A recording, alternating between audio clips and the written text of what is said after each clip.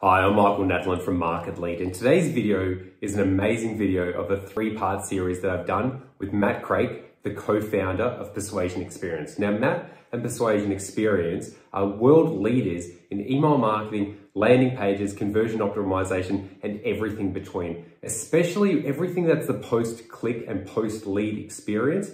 That's where they're the masters in. Now, I did this video series for you, but more actually for me. I needed to create assets and video content that I could send to my own clients because these are the biggest issues that I tend to see, but I wanted to ask Matt as well. So we've gone over the biggest mistakes and the biggest opportunities. Now, the three-part series is broken into three things, which is 1, e-commerce, 2, lead generation B2C, which is quite common, and then 3rd, which tends to be not really focused on much anymore, or at the moment, is lead generation B2B. So I love this chat. We had it yesterday. We went through a long session together. I'm going to cut it up so it's actually segmented, easy, take it in, it's palatable, and I know you'll get a lot from it. Watch it a few times, and don't forget, like, comment, and subscribe. So let's jump in.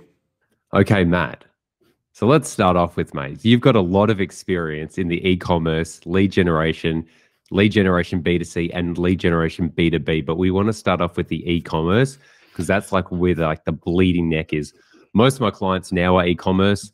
The changing things in Google Ads at the moment, and all advertising is in e-commerce mostly. So that's why I got you here, mate. I want to ask you and go deep into your mind and just hear the things that you recommend, but you see in the clients that you work with. So just for everyone's knowledge, Matt is one of the best people I know for landing pages, conversion rate optimization, funnels, email marketing, everything that's about getting hot, high intent traffic to buy or convert. So I wanted to get Matt on today just to ask him the questions about how to get more sales, more leads, more everything from your traffic. Like, you don't want to be spending all this money on traffic that just goes to pages and funnels that just don't convert. So we'll start off with e-commerce because that's probably the hottest space at the moment, especially with Performance Max on Google Ads, Facebook changing a lot.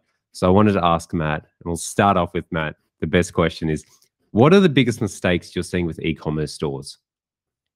Biggest mistakes I see, and when it comes down to conversion rate optimization, especially with like e-commerce, is way too many people focus on like the design and like the brand of their business. We see people that have spent $20,000, $30,000, $40,000 on websites, and there's neons, there's like flying graphics everywhere, and they look absolutely sick. But the problem is they don't convert. Yeah. And some of the best websites and brands I've worked with, so just to give everyone a bit of scope of who I've worked with, so I was actually the head of funnels and conversions at Davy Group. So they own the brand, the Oodie, and we were spending, say, 150, 160K a day on ads. And you know what their theme was built on? The default theme of Shopify, right? They haven't even paid for a theme. They've optimized it slightly, but that's the thing, right? Like, you don't need all these bells and whistles to get more conversions coming through. And in most cases, it actually gets in the way. And if you have a look at Amazon, for example, they just had Prime Day over in the States. They made 300 million individual sales in the space of 48 hours, right? So the biggest mistake that we see is just like over designing and maybe over branding a website, and that's a little bit too soon in their journey. And what they need to do is they need to think about what would be a familiar shopping experience for my customer, right? So just make your site a little bit more like Amazon, or a little bit more like Dawn or Debut, which are the default themes on Shopify. Yeah. So that's pretty much like the first big mistake that we see, is just like they create an unfamiliar experience when it comes to buying something. And if there's a learning curve to even buy from your website, your conversion rate's going to get crushed. So that is amazing. So I'm going to interrupt you there because like we speak a lot and we've never spoken about this. And this is probably like the most profound thing you've ever actually said to me, because it's so simple. Like, everyone's like understands like the less clicks, the less conversion, like the more clicks, the less conversion rate. And we understand with Amazon, but the fact that you worked at a company that's done over $100 million in sales on e-commerce, and the fact that they just use the standard Shopify default is like mind-blowing. But then like it makes sense because the user knows that default because they've probably seen on so many other e-commerce stores before. And anytime you're doing something different, you're adding a point of like, not resistance, but just like, not like, you're just not familiar with it. And if you're not familiar with it, it's just going to be harder to navigate, harder to buy, less trustworthy versus, yeah, mate, that is amazing. I reckon we could just like finish there, because I know with a lot of my ecom clients, sometimes I look at their website, I'm like, what the hell is going on here? Like, yeah, it looks good, but like, I don't even know where my shopping cart is. So yeah.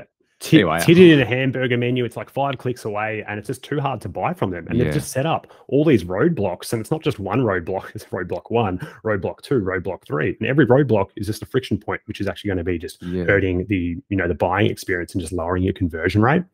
That's huge. Well, mate, that is. And as another example, like it's easy to look at like, the Oodie and it's like, oh, but that's a viral brand. Of course they can use that. Well, I also work with a cleaning company, which I have been as a private consulting client for 2 years now. And we've been on the same theme. It's the debut theme is what it's called on Shopify. And their conversion rate's at 8% to 9%. And what they're doing is they're sending really quality traffic and they've got a really quality product. And those are the two things. And then you just need a basic Shopify store that's not over designed, and it's easy to buy because it looks like all the other stores out there. So there's no learning curve to actually buy from you. Yeah, that's amazing. That's really good. Like the first part I just want to chat about here is just like the mistakes that you see, and then we'll go into the recommendations. But that is a huge one. Like it's just the theme and just the user experience full stop is huge. What's the next one, Matt? The next mistake that I see a lot of e-commerce entrepreneurs make, and just say Shopify stores, is the focus on the first sale. So the first sale, obviously hugely important, but as we go on and as it comes into 2023, 2024, 2025, it's going to get more and more expensive. I was having a look at like the cost per clicks over the last, it was about 4 to 5 years, and they're up 66%, right? So we get scared about inflation of, 9% at the moment is like talk around town. Ad inflation is, hovering at 10 or 15% over the last 5 years, right? Like that is a huge, huge increase. So, and it's just going to get even worse for these e-commerce entrepreneurs, right? So they really need to also be focusing not only on the conversion rate, but also like the average order value, and then also starting to think about the back end, which is sort of where I specialize as well, and is in the email marketing, right? How can we get people purchasing, more quickly on through the brand, right? So in terms of like, hey, if I want to increase my revenue on Shopify and e-commerce, there's 3 core things you can focus on, right? Getting more customers, increasing the amount that they spend, or increasing their purchase frequency. And as this ad inflation comes through and gets more and more expensive to run traffic, it's really like that purchase frequency that's really going to build back-end revenue and profit for these brands.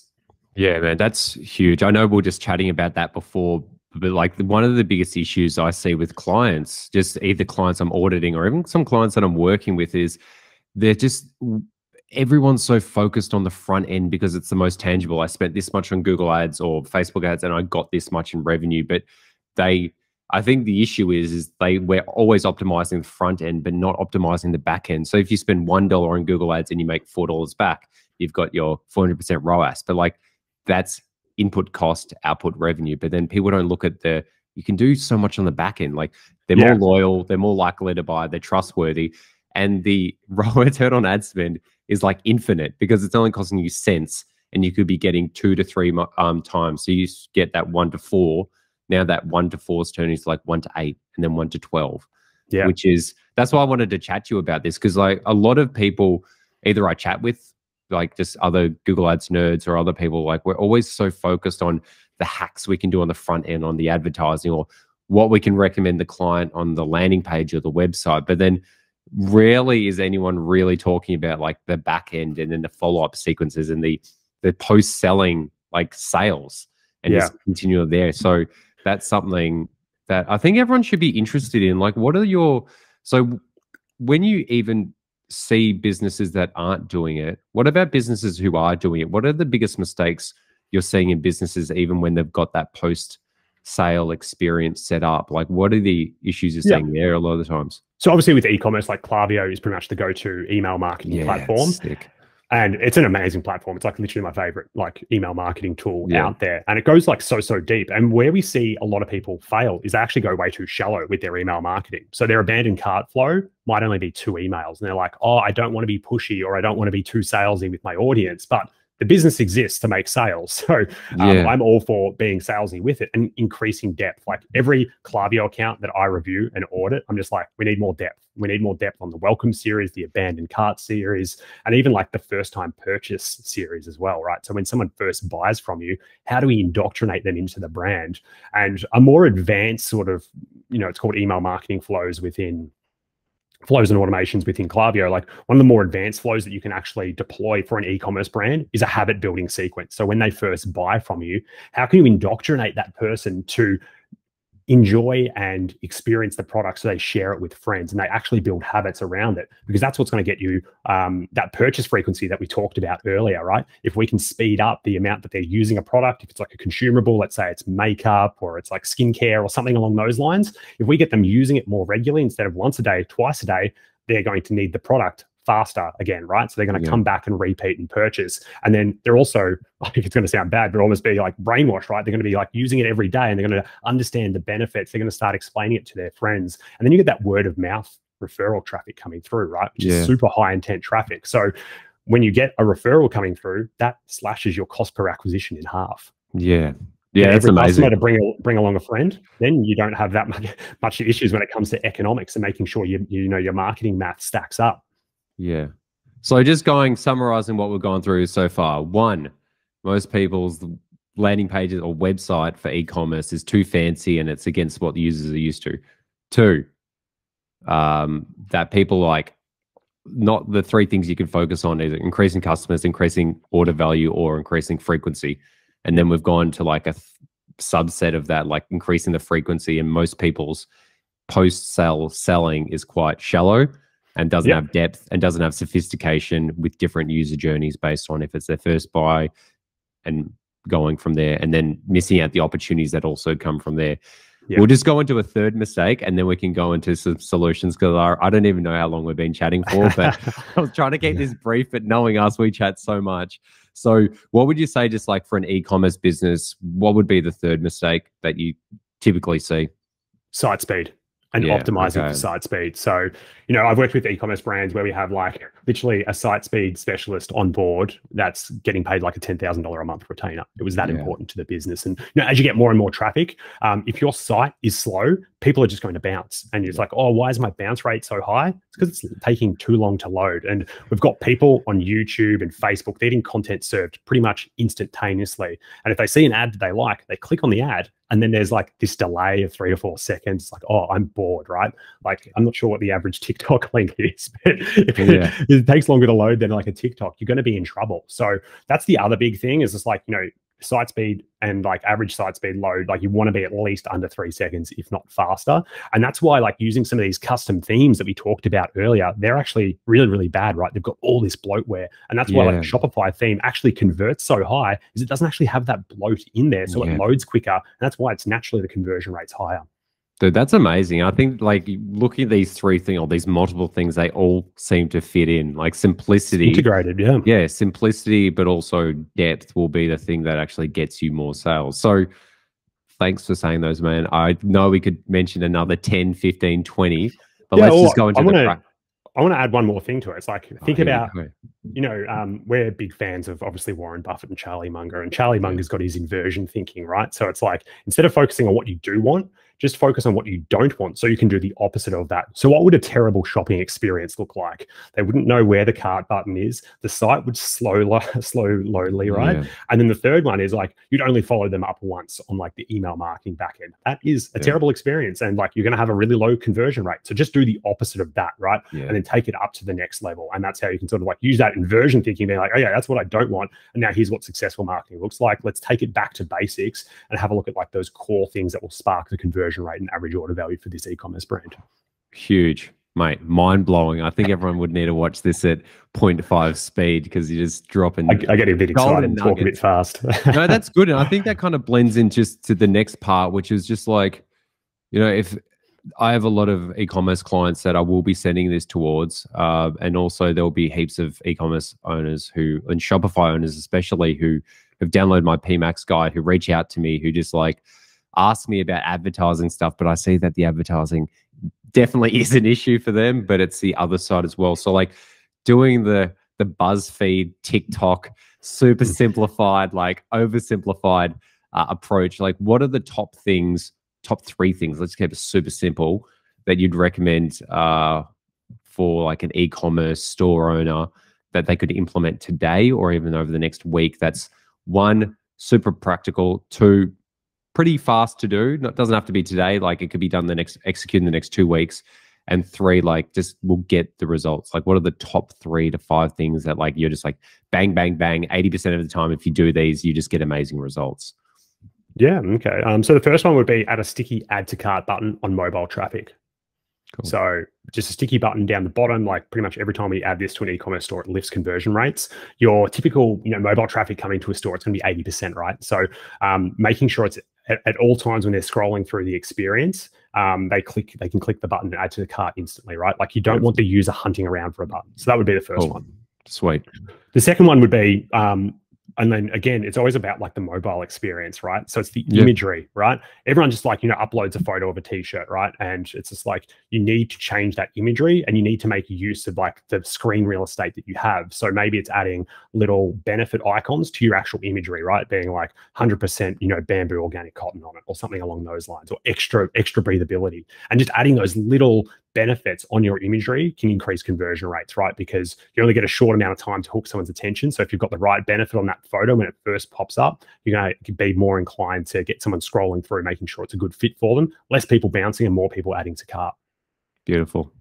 The next one as well would be just around sort of like proof as well as urgency. So the first one with proof would be like get one of those sales pop apps being like, so-and-so just bought an electric scooter in, Windsor, Australia. So, having that and just showing that the people are actually buying on the website. You might know that people are, we make 200 orders a day, right? And it's like, oh yeah, we make sales, we're legitimate. But someone coming to your brand for the first time, they're not aware of your brand at all. The first thing that they think is, can I even trust this website with my money? And then if they see other people doing it right now and it's verified, that's going to get more conversions coming through. And then the last one I would say would just be urgency, adding stock levels, especially if you've got like low stock levels that are like connected up to your Shopify store. Having little plugins for that near the add to cart button can really induce scarcity and a bit more FOMO and get more people checking out.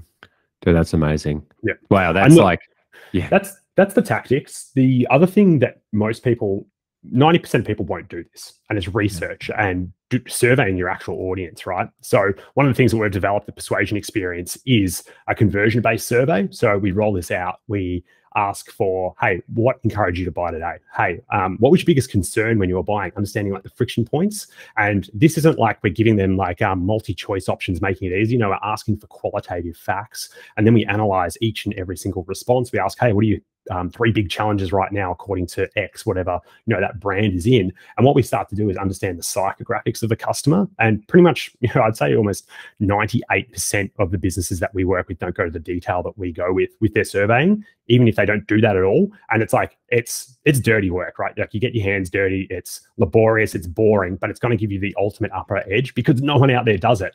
And that's just going to give you a better understanding of your customer. And more importantly, what we do with this is we analyze all these responses and build word clouds. And this is the exact words your customer uses. So Michael, when you're doing your ads, you can be like, oh no, we can't use that word. We need to use that word.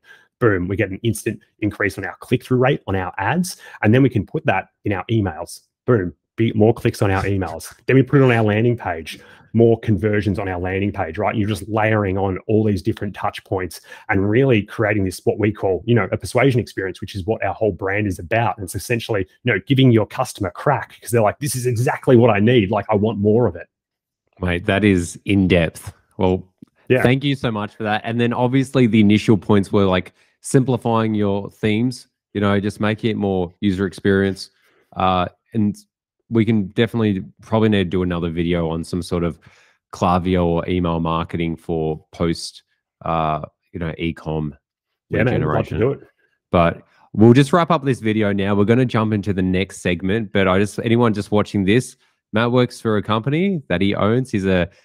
You are the director in it, or how would you describe yourself? Co-founder with my partner. Partner. Yeah. And at Persuasion Experience, all the links will be below. Matt is releasing a ebook next week on, what's it called, Matt?